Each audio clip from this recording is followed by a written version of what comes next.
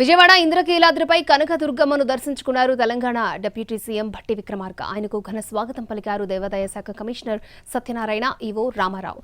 అమ్మవారి దర్శన అనంతరం భట్టి విక్రమార్కకు వేద ఆశీర్వచనం చేశారు వేద పండితులు. అమ్మవారి ప్రసాదం శేషవస్త్రం అందించారు పండితులు.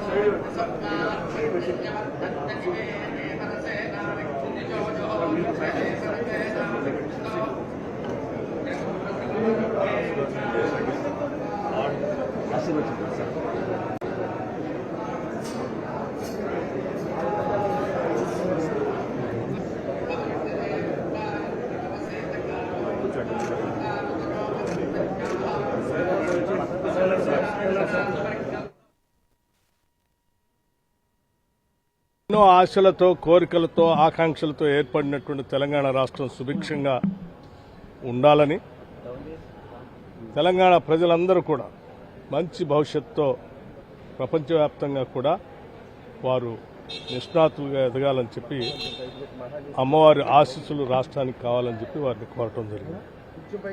అట్లాగే ప్రపంచవ్యాప్తంగా ఉన్నటువంటి తెలుగు వాళ్ళందరూ కూడా గొప్పగా వారి జీవితాల్లో వెలిగేటట్టుగా చల్లగా చూడాలని చెప్పి, వర్షాలతో, పాడి పంటలతో సుభిక్షంగా ఉండాలని వారి ఆశీస్సులు కోరటం.